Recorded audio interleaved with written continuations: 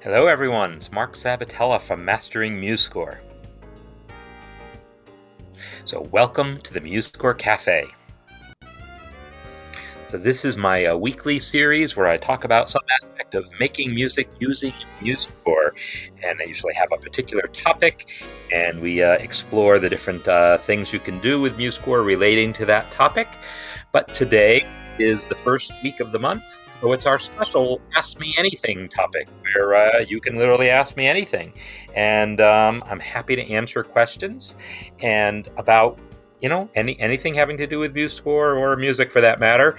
And I want to also mention that this series, as always, is brought to you by my Mastering MuseScore School, where I offer a complete online course for learning MuseScore. That's really your go-to, most comprehensive training you'll find, and the link is up at the top. And if you use the coupon code BF, as in Black Friday 2021, when you check out, you'll get a discount, and it applies to most of the courses. Just apply the code and you'll see the discount that applies for that particular course. So with that out of the way, let's start taking some questions. So I did post a place on my community where people could add scores. So let me just get that link happening. It's not there. Well, actually, I can get to it from here, but I don't want it here. Give me one moment. I want it here.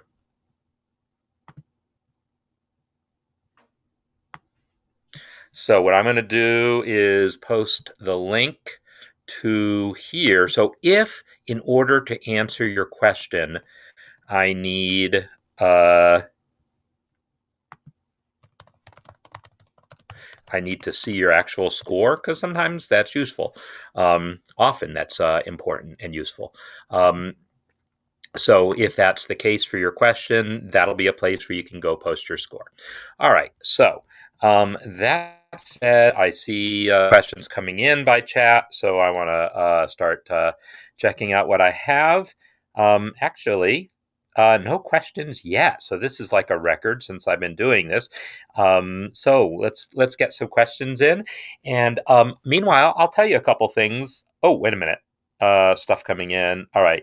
Why does the delete not work for rests? Okay, so there's a good question. And the best way I can answer that is by looking at the empty score that you normally start MuseScore with. What would it mean to take that rest and hit delete? If I did that, that measure would be empty. It would have nothing whatsoever in it. That's not something you would normally want. Measures have to have something in it. Now, if you want to have a measure that has literally nothing in it, like you're producing an exercise sheet for students, you're going to print it out, and so people can handwrite in their answers, then you can make that rest invisible by pressing V. But since I just saw one of your scores, I know exactly what you're talking about, and what you're talking about is actually something a bit different. So what I'm going to do is see if I can find. Well, I don't need to find your exact score, but if I do find it, I can answer pretty specifically about your score. What's going on is that you have a place where you entered notes into voice 2 without having entered anything into voice 1. MuseScore, well, I won't say it doesn't like that. You can do that, but the reasons to do that, the reasons to enter notes into voice 2 and not voice 1 would be like if it's for a choir, say, and you want the altos to sing and the sopranos to not sing. And in that case, those rests are correct. They're supposed to be there. You're not supposed to get rid of them. But I can see right here in measure 14 of your score, you've got something going on where it looks like you've used 3 voices there. So I'm going to download it and load it up, and we can see exactly what's going on with the voices. Let me go to where I really want to be here. I want to be in my Mastering MuseScore, so that you get to look at my folder organization. So I've got folders for different things, and under Mastering MuseScore, I've got a cafe folder, and then underneath there, I've got things organized by year. just so the folders don't get too full. So anyhow, that's a little bit of my file organization right there. So Cafe 2021, and here's your score. So let's look at that measure. What's happened here is, if I zoom in, I see, oh, it looks like these rests are in voice 3, and I can tell that because when it highlights, it turns red. These ones you can delete. Just press delete, select, press delete. So you're good there. Now, in other places, like in this measure here, you have voice 1 and voice 2, and both rests are showing because sometimes that's what you want. And in the cases where it isn't, like in this case, we don't really need both sets of rests because they're both doing the same thing, resting. So yeah, you can select the voice 2 rests and just mark them invisible. And that's probably what I would have done in that place. Probably. For the purpose of what I know you're doing here, we're looking at keeping the bass and tenor parts kind of separate so we can work with them more easily, and then later on we can combine them. Actually, let me undo those changes and just show. If I select these measures here, I'm just going to select just those few measures and go to Tools, Implode. You'll see it combined everything into one voice. And it's a nice feature because it combines only the things that can be combined. So if I select both staves here and go to Tools, Implode, I see. Nope, I forget. You have to do it one staff at a time. So I forgot that that's the case. So I'm going to, because otherwise it tries to combine the two staves. Wow, I didn't really mean to be violent about that. So I'm going to do just the bottom staff and implode it. And because the rhythms were identical, it was able to move everything into one voice. However, if I take the top staff and try to implode it, you'll see that this part, the first measure, imploded into one voice because the rhythms were identical. But measures 13 and 14 still use multiple voices because the rhythms are different. So that's basically the story there. All right. So score versus parts is the next question. Oh, by the way, Colleen, since you're here and since I've got this measure right here, let me do the thing that I was talking about regarding the upper structure. I'm going to respell this one. J, by the way, respells. I would not. This melody is D flat, D flat, D flat, C, B flat, C. It's in the key of A flat. It really should be spelt with an A flat. But since I know you're working on upper structures here, I'm going to temporarily respell it to C sharp, just so we can more easily see that this is an A major triad in the right hand against this E flat here. And instead of root and fifth, I'm going to make it root third. Let's hear what that sounds like. I like it. It's jazz, right? So you end up with E natural, which is the flat 9 of an E flat 7 chord, A natural, which is like the sharp 11. Again, if I imagine everything being respelled to more theoretically correct ways. Okay, so now back to Frank's question about score versus parts, and you're specifically talking about synchronization. All right, so what I'm going to do is I'm going to use my Cafe score as an example. So the Cafe score has all these parts, right? Trumpet, alto sax, trombone, guitar, piano, bass, and drums. And at some point when I was working on the score, I went to File, Parts, and hit the All Parts button, which generated all the parts for me. By which I mean, instead of having just a score with all those staves, now I have individual trumpet part, sax part, trombone part, etc. So the question is, excuse me, what is synchronized between them? The basic rule of thumb is, well, first of all, the real basic rule of thumb is everything that the average person would normally want to be synchronized is, the stuff the average person would normally want not to be synchronized isn't. That is our goal. So it's hard to necessarily define the average person or normally, when I say average person normally would want, but we do our best, and it's been fine-tuned over the course of the last, I guess, 6 years. This feature has been a thing, because then people will say, this one should really be synchronized, and once a consensus develops that something that isn't currently synchronized should be, or vice versa, something that is synchronized shouldn't, we change it. So we've kind of fine-tuned it over the years based on user feedback. But there's a basic principle that kind of applies that says content is linked, formatting is not. So what I mean by that, if I change this note here, let me put this score in not concert pitch, so it'll look like the parts.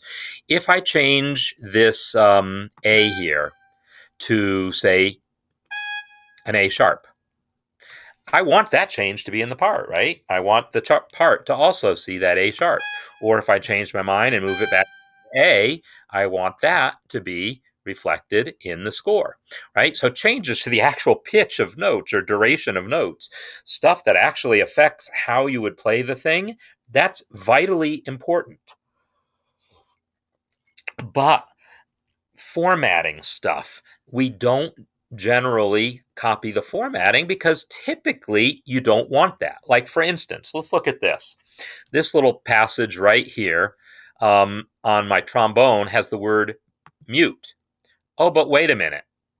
Is that mute applying to the trombone, which it certainly could, or is it applying to the guitar right below it? In fact, it actually is the guitar. It's telling it to use palm mute. I guess, what do? You put your palm across the strings while strumming them so that they kind of go cluck, cluck, cluck rather than ding, ding, ding. So this text that says mute is really intended for the guitar, not for the trombone. But that's not obvious looking at it, right? So for the score only, I might want to take that mute and kind of move it to be a little more obviously associated with the guitar staff, so that the conductor looking at it doesn't think the trombone is supposed to be muted. To be honest, I looked at that and that's what I thought it was at first, and then I remembered what it really was. And that is the kind of adjustment that we only did to avoid that confusion. We wouldn't want that same customization to also be in the guitar part. I mean, maybe you do, but if you tried to do it here, now it bumps into the word swing 16ths, right? So I might have to put it under the chord symbol to avoid the same thing. And it's kind of crowded there. I don't like that. I liked it better where it was. But in any case, stuff like that, the positioning of things, most of the manual adjustments you make will be to avoid collisions, and those collisions simply won't exist the same way in score and parts. Like, for instance, look at that, what I just did there on the guitar part, the swing 16ths. I said that moving the mute here kind of didn't work because it bumps into swing 16ths, but that's a problem only in the guitar part. It's not a problem on the score because the word swing 16ths doesn't show up on the guitar part. It only shows up at the top of the score, and so on. Most manual adjustments you make really only make sense in the score, not in the part, or vice versa. Now, that's not always true, not all of them, but it's easier to say, hey, go ahead. In the cases where you want to make a manual adjustment in both score and parts, just go ahead and do it. It's way easier to do that than to say, well, you're going to have to live with the fact that when you make the adjustment, it shows up the same way in the other part, even though it doesn't need to. That doesn't really make sense. Eventually, we'll probably try to add some controls to give you the ability to break links and say, well, I want this adjustment to not affect the part, or I want this note change to not affect the part, or to establish links in your manual adjustment. Say, hey, I want this one to go ahead and affect the part. So eventually we'll add more control. But for right now, the basic rule is what we think people would normally want based on this overall goal of content being linked, formatting not, and based on feedback from users over the years, we just try to make it work so that it does what most people want most of the time. Okay, so Coming back to the chat here, is D the same as C double sharp? So I remember getting you being present before. It's not the same, but they sound the same. Is the word TOO the same as the word TWO? No, they mean different things, but they sound the same. So if I say I go to the store, that's TO. But if I just say it, it doesn't really matter. You don't have to know how it's spelt to talk. You only have to know how it's spelt to write it. So similarly with this, to know how to play a note, you only need to know what button to press on the piano. But to know how to write it in a way that looks right, you need to know how to spell it correctly, and that's where the study of music theory comes from. So in MuseScore, if I enter a D and then decide I really want to spell it as C double sharp, remember I showed you that J command. The J command will respell things. So not only between it respells not just between D flat and C sharp, but it'll also show you double flats. So J turned that into E double flat. J again turns it into C double sharp. J again moves it back to D. So the J command will respell a note for you. But in order to know the right spelling, you need to study music theory. So I will highly recommend you go check out the link at the top of my chat here and sign up for the Basic Music Theory course. If you sign up for that and use the coupon code BF 2021, as in Black Friday, B as in black, F as in Friday, 2021.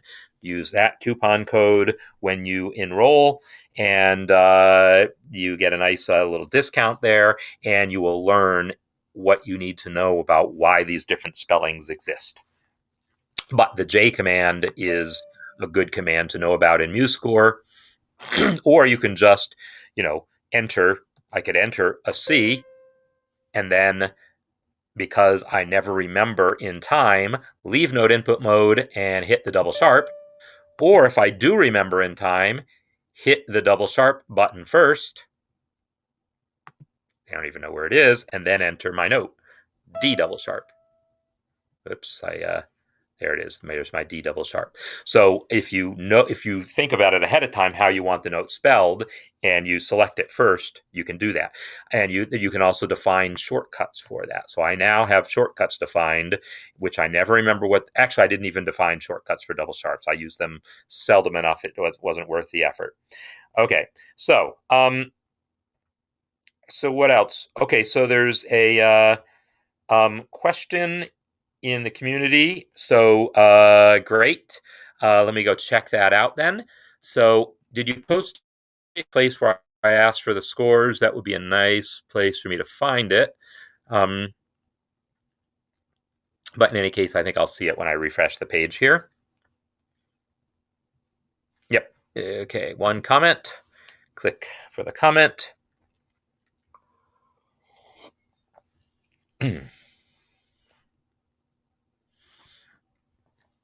All right. And I clicked the comment button and didn't actually get the comment because, again, as you all know, my system slows to a crawl when I'm broadcasting, which just the way it is. Okay, is it generally acceptable to add totally unnecessary courtesy accidentals? All right. So first of all,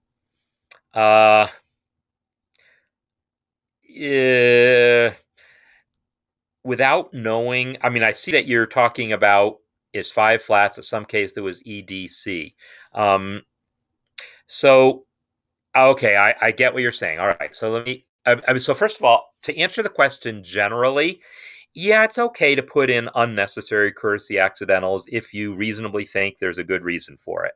So your example here is the key is 5 flats. And then you had a melody that went, and it looks like 3 blind mice. You see those 3 notes and you want to sing 3 blind mice without realizing, oh no, that would have been C flat. It's really struggling to think of a song that would have that melody in it, but It's really da dum bum, right? It's just that melody, and you just have to know that. So if you're worried and you really think that someone is going to make that mistake, it's totally fine to put a courtesy and accidental on it. I would say if you do that normally, so historically, like 200 years ago, it was common to put courtesy accidentals in parentheses. This process has mostly died out for very good reason. Music today is far more chromatically complex than the music of 200 years ago. Therefore, there's way more accidentals, and therefore there's way more courtesy accidentals, and the parentheses get in the way. So 200 years ago, parentheses around courtesy accidentals were extremely common. Today, almost no publishers use them anymore, except for cases like this. For cases, because the normal place where courtesy accidentals would be used is, like if I needed to have a regular D flat in the next measure. Like here, right after having seen that D double sharp, yes, the bar line cancels the accidental so that this is a D double sharp and that's a D flat.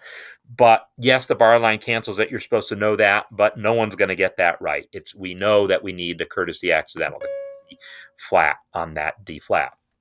We know we need that, and no, do not put parentheses on it. This C here, though, this one is not that case. It's not the usual case of wanting the courtesy accidental after the bar line. This is the kind of gratuitous one that is there because you're worried someone might mess up. And so in that case, I will press the parentheses button to add a parenthesis around that accidental. That's not a bad idea. Now, I personally wouldn't recommend it here because I guess I'd have to see the actual context, but I mean, if you've been singing in five flats, um, the D flat should be established pretty well in our brain as where the tonic is, and the C should be established pretty well in our brain as where the leading tone is. I would think in most cases, most people would hopefully get that right. But yeah, if something about the context disguises that, then sure, why not? No one is going to penalize you for it. So, oh yeah, Sora, that is definitely a Phrygian melody. If you think of C as being um, the tonic here. Actually, by the time I finish this scale, if I go back up, D flat, E flat, F, G flat, it's actually Locrian, which is even less of a thing than Phrygian. As I mentioned, people did not write music in Phrygian keys in the Renaissance. They didn't even use Locrian really at all. It was just there to kind of fill out a theoretical template of how you could arrange the notes. But Phrygian existed as a way of having cadences, and as mentioned, certain Middle Eastern cultures used scales that resembled Phrygian, although they usually had more than 7 notes. So, and including microtones in a lot of cultures. But it does have that all important half step at the bottom of the scale. So that is true. All right. So, Brian, hopefully that answers your question the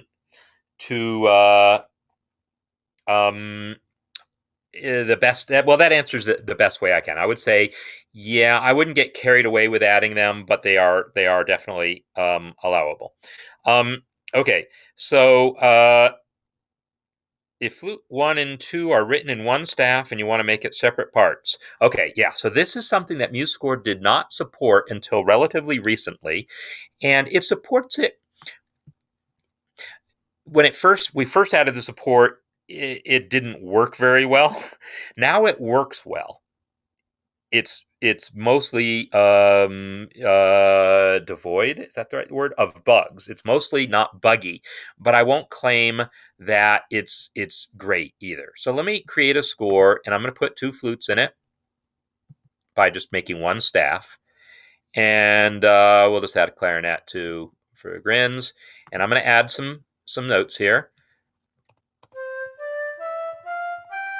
And then in voice 2, I will switch to voice 2, and now I'll do parallel sixths because we've been doing that in one of the lessons in my jazz piano course. So we now have 2 parts there, right? it's a flute 1 with voice 1, a flute 2 with voice 2. If I now go to File, Parts, and I can't just use the All Parts button because this is going to give me one flute button. I have to kind of do this manually. So I'm going to say a single part, and I'm going to call that part flute 1. And now I need to select what I want to put in it. I'm going to double-click flute here, and then I'm going to come over to the right side of the dialog and uncheck voices 2, 3, and 4. So it only has the flute, staff, voice 1. And actually, I'm not going to hit OK. I need another part. So I'm going to hit single part and call this one flute 2. And again, I will double-click flute to add it, or you can click the flute and then click the plus button. And this time, I'm going to unselect voices 1, 3, and 4. So that only voice 2 is present. And now let's look. I'm going to hit OK, and let's look at what we got. Flute 1 now has... Ooh, it plays back both parts. Isn't that nice? I didn't realize it would do that, but okay. It's got just the voice 1, and flute 2 has just the voice 2 part, and conveniently, it's showing it in a way that's the way you expect. In other words, like if you look at the score, the voice 1 part is all forced into stem up, and the voice 2 part is all forced to stem down, which is generally what you want, right? But in the parts, it doesn't do that. It's as if this is all only one voice. So it does all the right stuff behind the scenes. And then, well, what about other stuff? Like what if you add a dynamic marking? Well, so things like this get a little dicey, but if I add a dynamic marking here, let's see what happens. There it is in flute 1. There it is in flute 2. So the dynamic marking got added in both places. What if I add an accent mark to just that flute 1 note there? Well, there it is in the flute 1 part, and there it is not in the flute 2 part, just like you want. So we try to do the right things in these cases. But yeah, there will be places where you'll add something that you really mean to apply to both parts, and it doesn't show up, so you'll have to add it to both and then make it invisible in one part. Like if I really, like, let me think if there's something I know. Like, what about a fermata? Let me add a fermata. I don't actually know what's going to happen, but I can guess. I'm going to guess that only shows up. Yeah, that only showed up in the flute 1. And I don't really think I should need to put the fermata in the score twice, but I can do it. And if I'm really convinced I don't need it there twice, I'll just make it invisible in the score, so that now there it is in the flute 1 part, and there it is in the flute 2 part, not invisible. So this gets back to the question about what's synchronized between score and parts. That's exactly what you want. We want the visibility of it to be independent, so you can make it invisible in the score but not invisible in the part, or vice versa. So yeah, there might be cases where you have to do that sort of thing. Now, I know that in real orchestral music, we don't necessarily expect the flute 1 and flute 2 to always be independent, and sometimes they might have the same part, and you might just put the word tutti there to say, hey, both parts do the same thing. Well, that's not going to work here. The first flute is going to see it. The second is not, because there's nothing in voice 2. So you're going to have to go ahead and enter it. Whoops. You're going to go ahead and have to enter it into voice 2 as well. And then if you don't want it to show up in the score, you can use the same trick. I'm going to actually select that measure, and then I'm going to go to View, Selection Filter, and I'm going to remove voice 1 from my selection. So only voice 2 is selected right now. And then I'm going to press V to make voice 2 invisible. And now I have to re-enable voice 1, or I won't be able to select anything. If you need to rewind that and watch what I did, go for it. But the bottom line is I now have voice 1 and voice 2 notes in my score, but all you see are the voice 1 notes. And then hopefully the right thing happens in the parts. And furthermore, I'm going to use that invisibility trick again. I want the conductor to see the word tutti here because he's the one looking at it like it's only one part now, and he needs to understand that, yes, it really, or she needs to understand, it really is both flutes at once. But the flute 1 doesn't need to see the word tutti. They don't care what flute 2 is doing. So I can make it invisible in the parts, but leave it visible in the score for the conductor's sake. So that might be a thing also. Okay, so so what else do we have? Is F to B double flat a diminished fourth? Yeah, sure, it is. Okay, mixer with a track coloring. So let's see. I'm gonna use it. See, I've never used that feature, so I only even became aware it existed a couple weeks ago when someone, maybe it was you, posted to the forum that templates don't remember the mixer track color. But yeah, just so that other people know what you're talking about here, if I press F10 to show the mixer, you can actually track color. I can select the flute track and make it red. And the reason you might do that is in an orchestra score, you might take all the woodwinds and make them red, all the brass make them green, all the strings make them blue, whatever you want, so that the sections are different colors. So you could totally set up the track colors that way or however you want. And I've never done it. I've literally never used that feature. So I don't, but that feels like, yeah, that would be a nice use for it. But unfortunately, apparently, if you then take your score and save it as a template, meaning save it to your templates folder. If you then create a score from that template, it doesn't remember those track colors. So you'll have to go in and reset them manually. Or you'll have to use the poor man's template. Instead of actually saving it to your templates folder, like since that's the thing, like let me just do that. Let me do that here. I'm going to make this track color green. So there's my score. It's for flutes and clarinet, and I'm going to save it now, save as, and I'm going to pick not my scores folder, but I'm going to go up a level to my templates folder and save it there. And I'm going to call it delete, so I remember to delete it later, because that's one I used for a test some other time recently. So I'm just going to call that my delete template. And now I'm going to create a new score. Control N to create a new score, and a new score. And now I'm going to pick under custom templates. When I saved it to my templates folder, it shows up here under custom templates. And now I can say delete, because that's what I called the template. And I will get my score, and it's already set up with flute and clarinet, and it has the 2 flute parts set up all nice for me. So it's got everything set up, except when I go to the mixer, it did not remember the track colors. So unfortunately, you'll have to do that again.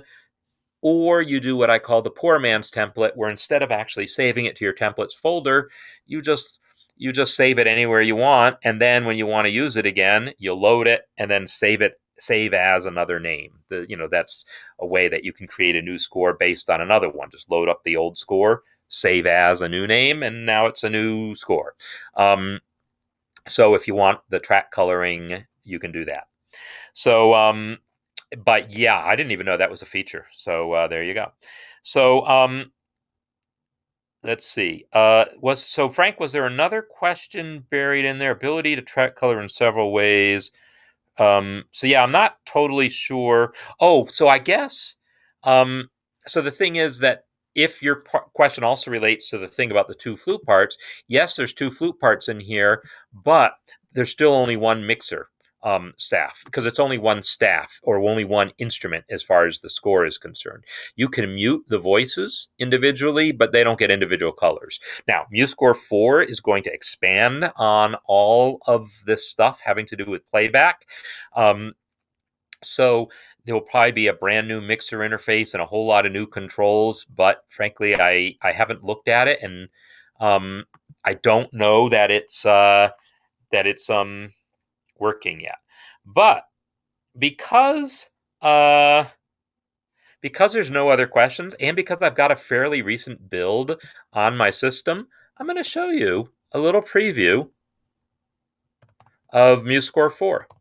So MuseScore 4, we're working towards having an alpha release of MuseScore 4. So by an alpha release, it means it's not done. It'll probably crash a lot. A lot of things don't work right, but it's working enough for that we want people to start testing and giving feedback, but we're not there yet. We're not at alpha yet, but we're getting close-ish. Like in the next month or two, maybe we'll be ready to have an alpha release. So let's see, MuseScore 4. So I'm going to show you what MuseScore 4 is looking like right now. So Peter's question about follow text for tempo. Okay, yes, I will show that. And actually, I don't need a whole lot of depth for it, frankly, because it's pretty simplistic. But I will certainly explain what it's for. So what I'm going to do is I'm going to load a score that I don't mind if it gets messed up. So okay, so this is something being worked on currently. No, I don't want to mess up. See, it does tend to mess up scores. So I need to make sure it's one that I don't care about. So here's one I don't care about. All right, so here is a score. And what did I want to do? I wanted to look at the mixer, right? So view mixer. Oh my gosh, that's interesting looking. Can I undock it? What the heck did I just do? Did I just undock a scroll bar? Well, this is what I mean about alpha, right? I mean, it's just not really there yet. I just undocked a scroll bar. That's insane. What is it even the scroll bar for? Wow. That is interesting to say the least. All right, let me uncheck the mixer and then see if I can make it reappear. Nope, all I get is a scroll bar. So anyhow, so this is what we mean when we say it's not really ready for use yet. But I do want to try it again because I'm curious, and then Peter, I'll get to your question. It's just really it is getting to the point where we can at least start to be thinking about these things, talking about these things. So, oh nuts! It remembered my mixer. I got to revert to factory settings then. Let's try that.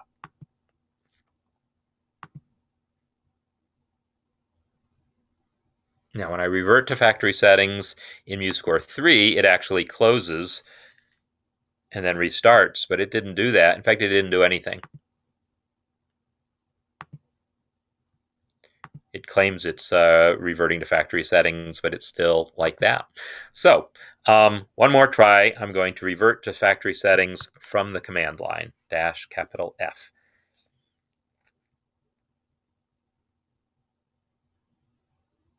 And we'll see what this gives me. It makes me answer some questions.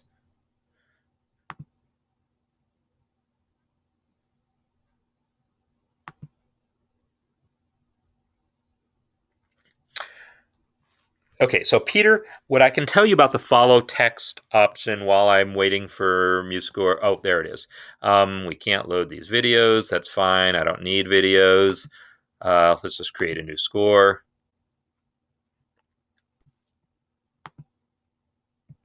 For accordion. All right, now I'm going to go to the mixer and finally, hopefully, when I view it full screen, see what the mixer looks like these days. So, it looks different. I don't currently see color controls at all. So there you go.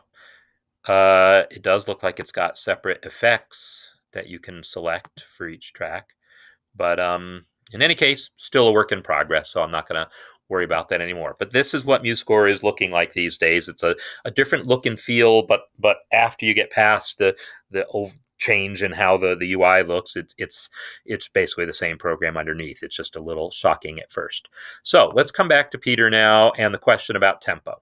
I'm going to add a tempo marking, Shift-Alt-T, and it is 80.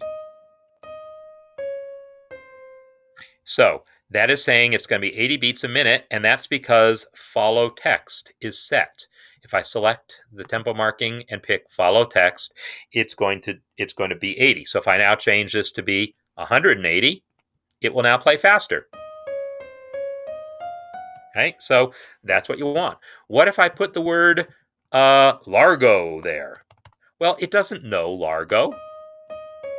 So it's just going to go with what it thought the tempo was the last time you did anything.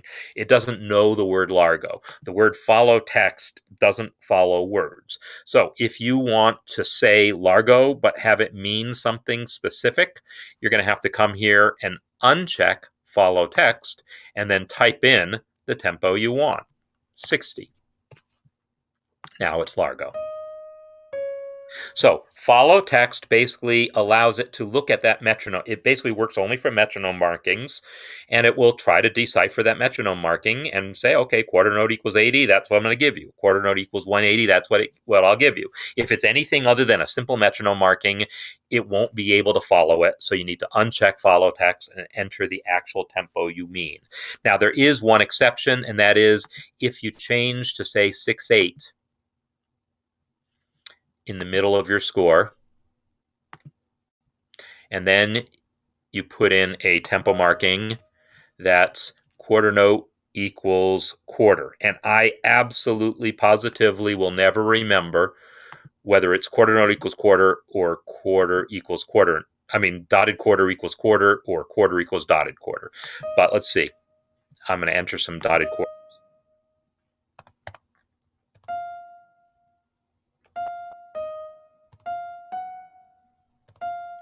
Is this going to play the same tempo? Let me change this tempo marking to quarter note equals 120 and see if this is now the same. No. But what if I did the other thing? If I put in the quarter equals dotted quarter. And by the way, I think that dot shows up too close to the note. Now, maybe not. Sometimes it does. You need to put a space in there. Now let's see if it works. So there you go. It understood that notation, the quarter equals dotted quarter notation, and was able to translate the tempo accordingly. So that's basically the extent of what follow text can do. It can follow actual metronome markings, or it can do these metric modulation things. Okay. So I see a question now about versions in downloading plugins. Okay, so which version of MuseScore you have? That's an easy question to answer. Help, about. That goes for most programs. Most programs will have a help menu, and about will be one of the items in the help menu, and that will usually pop up a dialog with useful information in it. So here it says version 3.6.2, point a bunch of other stuff. So the 3.6.2 came out in, I think, February of this year, so it's been out for almost a year. So if you've been keeping up with your updates, you've had 3.6.2 for a long time. 3.5 came out like last summer, like the summer before that.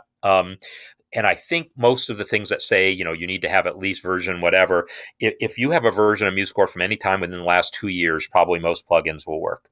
But, if not, then make sure you go and update MuseScore. If you're on Windows, it's just help. There'll be a thing in here that says update or check for updates or something like that. But that doesn't exist on Linux. So, and I'm on Linux here. So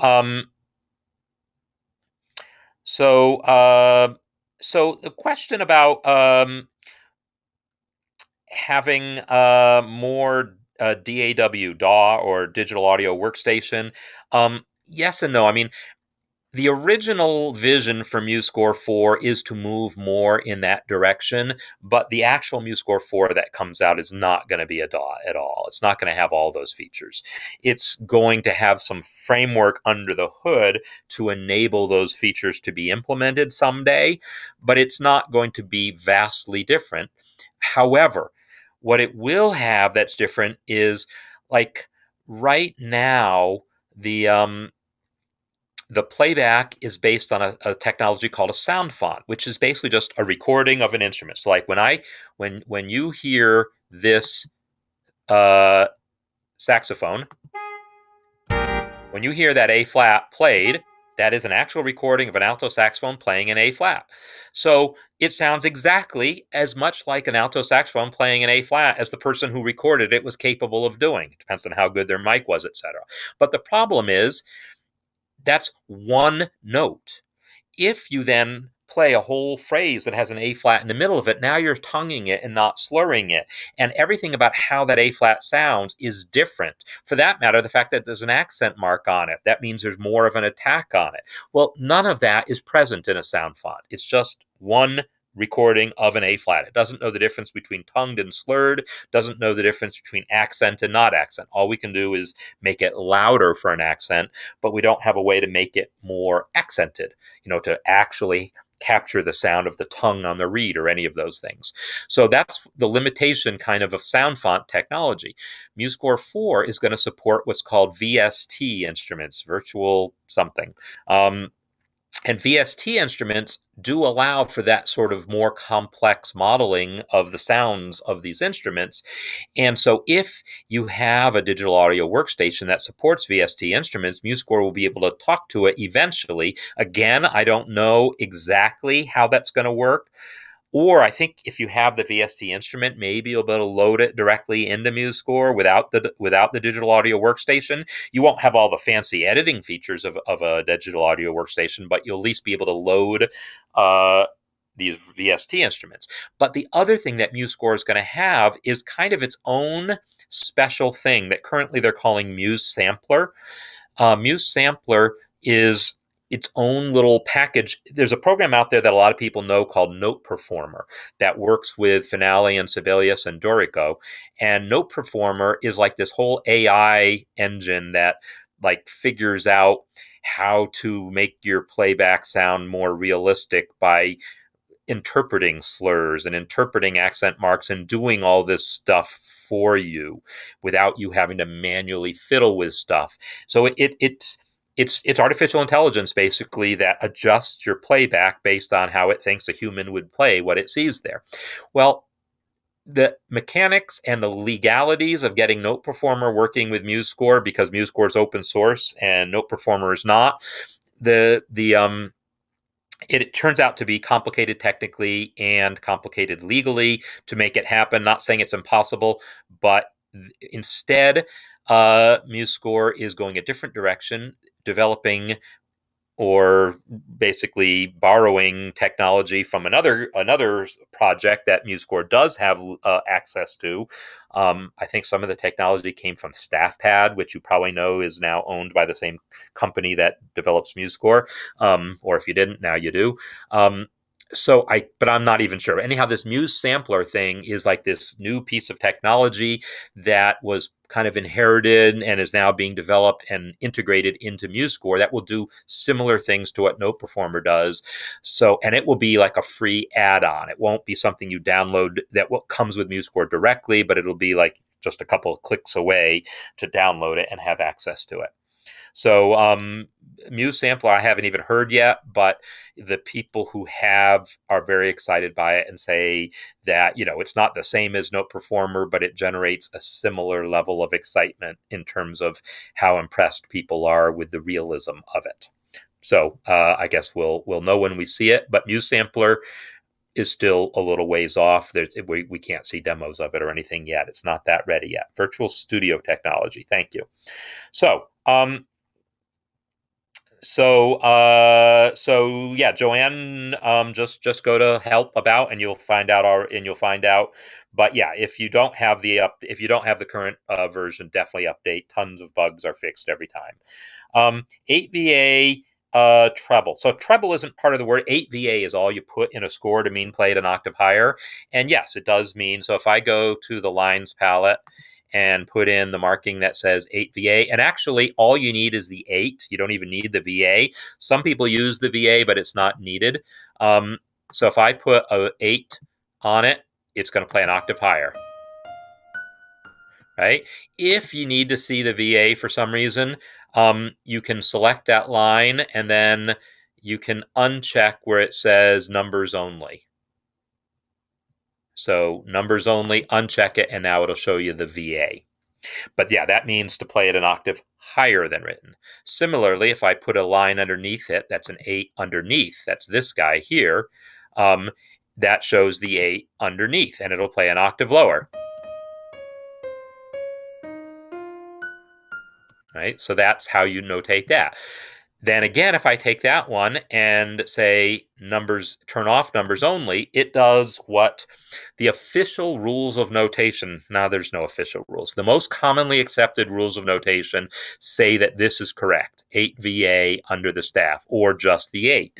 But a whole lot of people learned 8VB, right? I learned 8VB. I had to unlearn it. It is not correct. It is, it is not correct according to the standards used by most publishers. But there's any number of guidelines out there that say to use it, any number of publishers 100 years ago that used it. So if you'd rather see 8VB, first of all, I would challenge whether you really want to see 8VB. But there is a symbol for it, and I once looked it up. I just don't remember what it is. Is it like... Yeah, I can't remember, but there's something you type into the continue text, some special code. Maybe someone else who remembers what it is can help me out with it. But it's some text that you can type into this box here that causes it to... oh, that's the continue text. I need the... yeah, it's some magic text you type into there that causes it to display that symbol, or you just type 8VB and be done with it, and then mark it italics, and it's not exactly the same because it's not the same font, but, whatever. So anyhow, that's a thing. So the thing is about iPad and Android, StaffPad is a completely separate application, so there's like no way any of the code in StaffPad could be used in MuseScore, both because it's a completely separate chunk of code, but it's not open source. I mean, I suppose, well, again, the legalities of it are as important as the technicalities. You can't necessarily take code from StaffPad and put it into an open source product depending on the license agreements. It's complicated, and I don't even understand it all. But yeah, it's not the kind of thing that, StaffPad has magic tablet code that's all MuseScore needs. Realistically, the real problem is, MuseScore is written in C++, and getting a C++ program to run on a tablet is complex. It's a whole complex process of doing things. And so just getting over that hurdle and making sure all the libraries, all the other things we use are available also in a format that runs on tablet is complicated. But then there's the matter of, MuseScore, there's some things that really require the keyboard. There's actually very few things in MuseScore that require the keyboard, but like that J command that I used, there's no menu item anywhere that does what that one does. And there's other things that are just awkward if you don't have a keyboard, and it's way easier if you do. And so just redesign, and then the things like the sizes of the icons and everything about the way the interface is designed to work well with keyboard and mouse, not to work well with a tablet. So I can run MuseScore on a tablet right now. I got a Microsoft Surface. I got my Chromebook Duet here. That's a tablet, and I can run MuseScore as a tablet and touch to enter notes. And I can this is a touch screen here. I can go and I'm touching my screen to enter these notes. Can you see that I'm doing that? It's just awkward because the interface wasn't designed for it. So it's not a question of stealing StaffPad's code. It's a question of figuring out how to introduce tablet features, things that feel native into MuseScore, figuring out how to do that in a way that feels natural. So that's the more complicated question. So yeah, that's the thing. So GarageBand, well, Apple owns both GarageBand and iPhone brands. So so yeah, that's my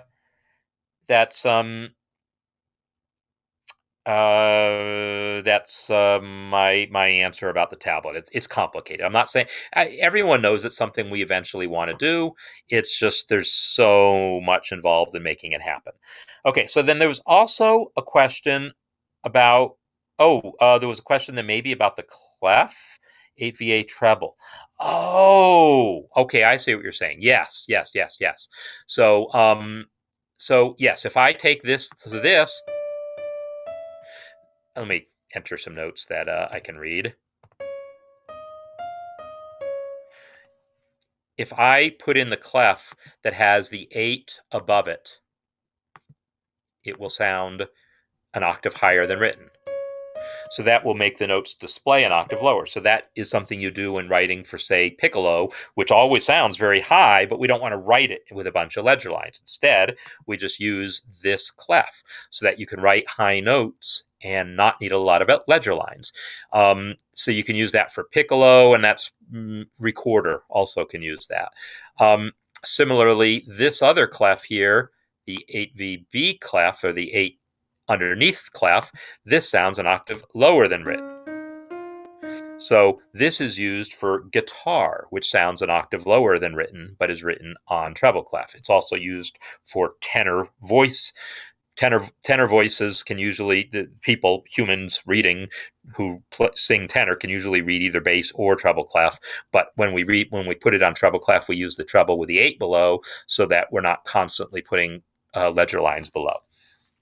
Okay, so there was also a question about downloading a plugin. I will show that in a moment. Peter, opening a file read-only? No, not a thing. It's been asked. There's some code under within MuseScore to try to implement it, but it doesn't really work. And so there's not a feature that you can access that actually does it. So just do what I do and undo a lot, or make a copy of the score. Now, by the way, as you mentioned comparing scores, make sure you know about the View Score Comparison tool, which is really cool. You can compare different versions of a score, like, hey, White World of Winter, and I'm going to compare that against White World of Winter current version versus last saved version, and then compare. And what it does is, well, that's curious. I thought it was supposed to automatically do the split screen, but it's not. View documents stacked. Oh, did it stack them? Okay, fine. There we go. So what it's doing is it's comparing, current version and last saved version, right? Okay, so it's showing me the differences. They're all in measure 11, and it's telling me that I removed a note. So if by double clicking this, it takes me right to measure 11, you just can't see that because it's too big. So let me do this so you can watch it actually happen. So it positions it right at measure 11, selects it, and then shows me what the differences are. So the score comparison tool is pretty cool. So yeah, so then the question about downloading plugins. So the thing is that Muse sampler that I'm talking about, it's not just a plugin, it's a whole separate thing that will have its own way of working as far as how you download it, and it's still many months from being available yet. So I'm going to close that comparison tool and then also turn off the document stacked there because it doesn't do that automatically. So to download a plugin, you just go to musescore.org. Let's see, I'll go to MuseScore.org and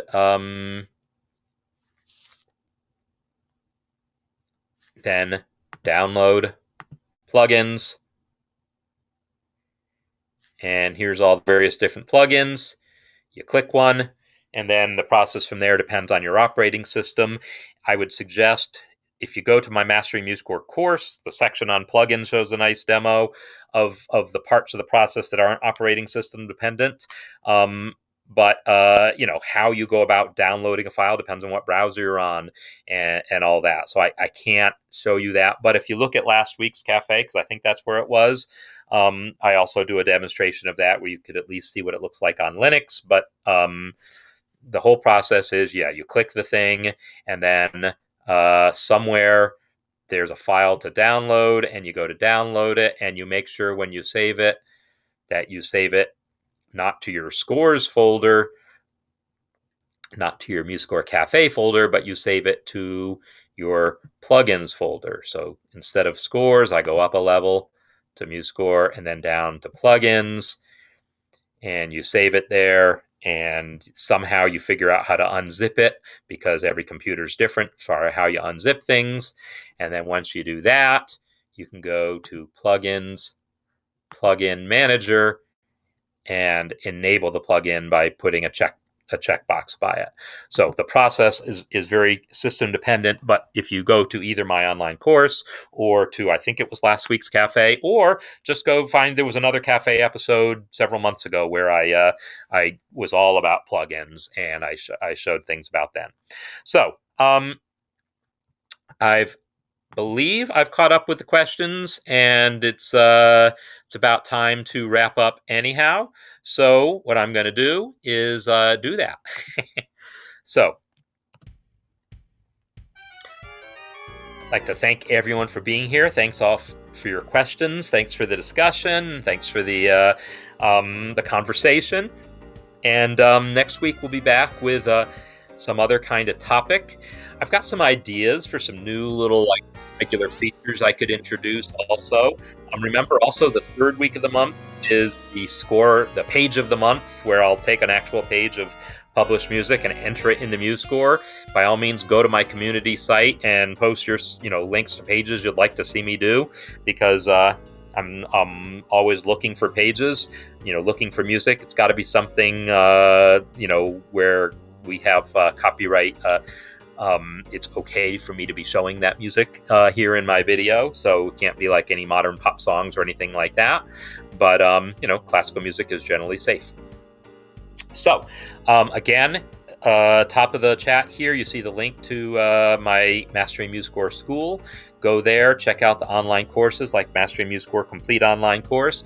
And when you check out, use coupon code BF, as in Black Friday, BF 2021 for a discount on pretty much any of my courses. Tomorrow, same time, will be Music Masterclass, and we'll be talking about music. And really looking forward to it, because we got some really good music being submitted and some pretty exciting things going on. So thanks again, everyone, and I will see you all next time. So the album layers and that stuff is all like new stuff, Frank. So file album layers. So yeah, that's not even stuff that's part of MuseScore right now. So it must be, you're probably talking about a MuseScore 4 thing, and I guess we'll find out when it comes. That's my quick answer to that last minute question there.